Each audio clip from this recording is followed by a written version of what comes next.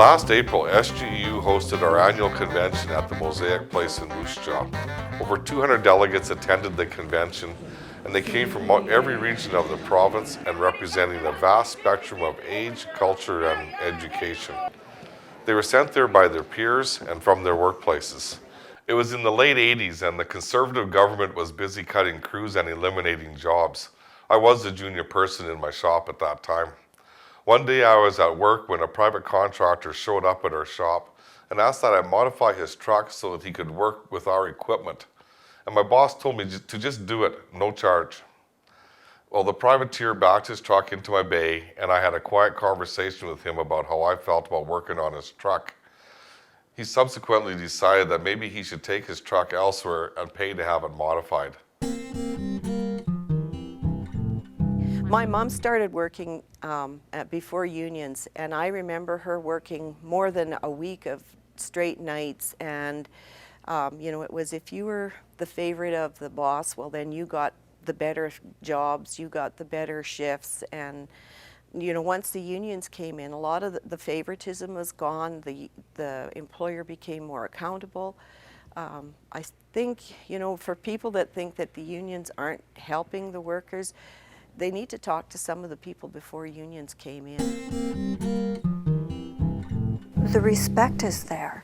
The employer learns, because of these safeguards, I think people learn to respect that, yes, you have put in a day, but yes, you are there for your patients, and they're aware. And if they're not aware, the people in the union have made them aware, because that's been brought forward at the tables, at the what do you call it? Negotiating tables. That has been brought forward, that people have rights, that the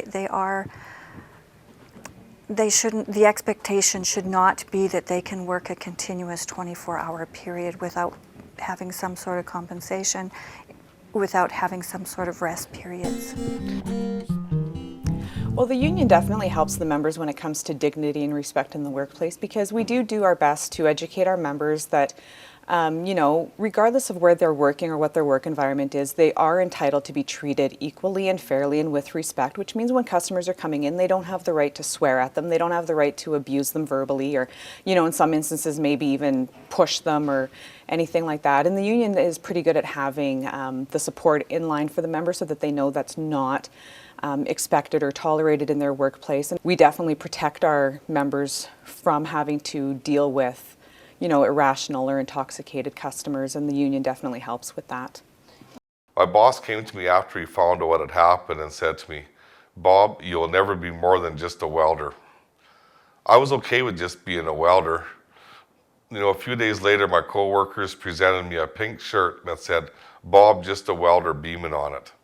They understood the bullying tactic that I was facing and gave me a shirt as their way of supporting me. I was moved, and it was very powerful. I still have this shirt, but it doesn't fit me anymore. But the lesson remains, and that is to stand up for what is right.